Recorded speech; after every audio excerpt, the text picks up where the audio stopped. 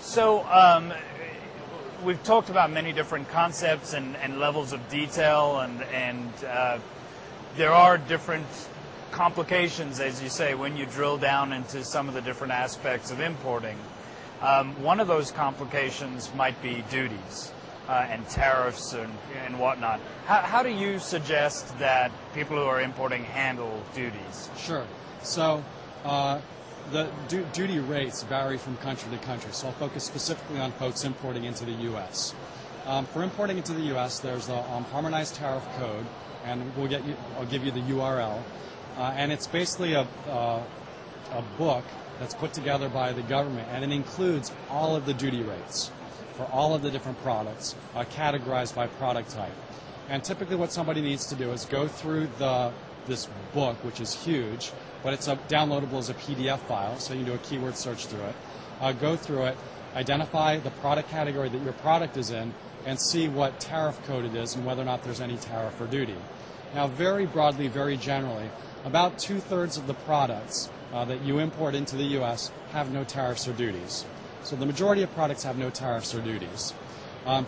About another third of the products do have some level of tariff or duty that customs will come and collect as a result of the products being imported. But this is an area that somebody should research prior to purchasing the products, because it definitely affects your landed cost. Your landed cost, the full price that you're paying for the product to get to your doorstep, is the amount you're paying to the supplier, how much you're paying for shipping, if you're using a third-party inspection service, what you're paying for that, and definitely duties. And if there are duties, that can add a material amount to the landed cost. Now, I want to tell you a funny story, though. You can look in the books and see, hey, the duty rate that I'm supposed to be at is 8% or 12% or whatever. The problem is it's customs that makes the final determination of which category your product is in. And a lot of these new and innovative products, there's no category for yet.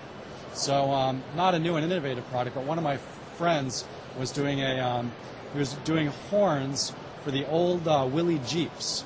He was doing little horn buttons.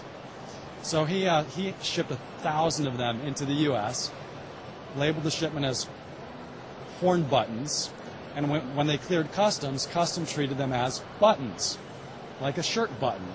And a shirt button has a duty rate on it. But a horn button doesn't have a duty rate on it. So in that case, he was able to go back to them and clarify, look, you guys have miscategorized this. It really belongs in this other category that doesn't have a duty. But ultimately, it's customs that makes the final determination of which category a product fits into. Now, in terms of learning which category your product fits into, you can look in the documentation. You can also often talk to the suppliers, because if they've exported into the U.S. before, they'll know the appropriate harmonized tariff code, and then you can go look that up and see, oh, okay, for this harmonized tariff code, this is what the duty rate is. Great. Thank you so much.